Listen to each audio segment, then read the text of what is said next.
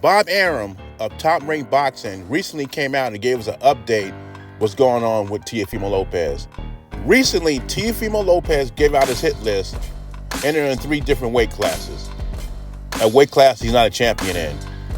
First one is Jaron Ennis, the next one is Tank Davis, and then he wants to finish it off with Terrence Crawford. But anyway, let's listen to Bob Arum, who recently did an interview with Fight Hub's Marcos. I don't own the rights to this material. It's for educational purposes only. Let's hear what Bob has to say. Difficult to get Teofimo opponents. Like on your guys' end, what's been the difficulty there for people to step in the ring with him? Well, he's so good they don't want to fight him. I mean, we offered Haney to fight, and Haney didn't want it. How do you see the fight if they do go ahead and step in the ring against each other? Well, I like Teofimo because I think he's a real great talent, but it's certainly a fight that'll be close betting odds and create a lot of interest. To you, Bob, outside of Ennis, what is the biggest fight you feel can be made for Teofimo at this time? Well, maybe Haney.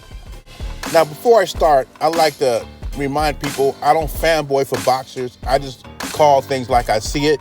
I'm a fanboy of greatness. And what Bob Arum did was confirm what Teofimo told us already. He told us he offered Devin Haney a contract. But he also said the contract he offered Devin Haney, he was the A side. And whether you like the Haneys or not, you know Bill and Devin are not going for that. They're not going to let anybody that's not a draw A side him. And that's what Teofimo tried to do. But I also heard from Bill Haney on Coach Malachi's show that Turkey Al-Sheikh offered Teofimo a contract and he turned it down. Now, if this is true, you know Bill Haney does a lot of politicking and you don't know what to believe. But if this is true, we need confirmation from Turkey Al-Sheikh. That is more money for Teofimo Lopez. My opinion is he would make more money fighting Devin Haney in Riyadh season than he would making at a top-ranked production on pay-per-view. Because neither one of these guys are a draw, let's face it. But Turkey Al-Sheikh pays well.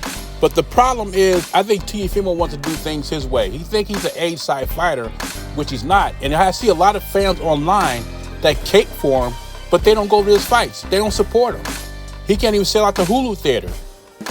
And another funny thing to me is, him and Bob Arum was about to sue each other. Now they're best buddies. Oh, no one wants to fight Teofimo because he's so good. That is a lie. I think Teofimo picks fighters that he knows those fights are going to be hard to make or they're not going to be made. Because if he wanted really fight Jaron Ennis, all he had to do was fight Brian Norman and take the WBO belt. Jaron Ennis is trying to unify at 147. Teofimo got the belt, he's in there. And as I recall, that's when the lawsuit stuff started happening when Top Rank wanted him to fight Brian Norman Jr. Just a coincidence to me, I'm just saying. Don't believe what Bob Arum is telling you. There are plenty of fighters that want to fight Teofimo. Catterall, Hitchens, Keyshawn Davis, Shakur Stevenson. All the champions at 140. So when Teofimo says that or Bob Arum says, oh, he's just too good, no one wants to fight him, I don't believe that. That's a lie to me. And don't forget, he was offered a title shot at 147 and turned it down because he said it was on a Friday night and he wanted to fight in Los Angeles. But anyway, what do you think? Is Devin Haney ducking Teofimo? I can't say he's ducking or not because I don't know the whole story. I don't know when he offered the contract to Devin. We got to see if the Riyadh season story checks out. Leave your thoughts and comments below. Jay Beasy, I'm gone.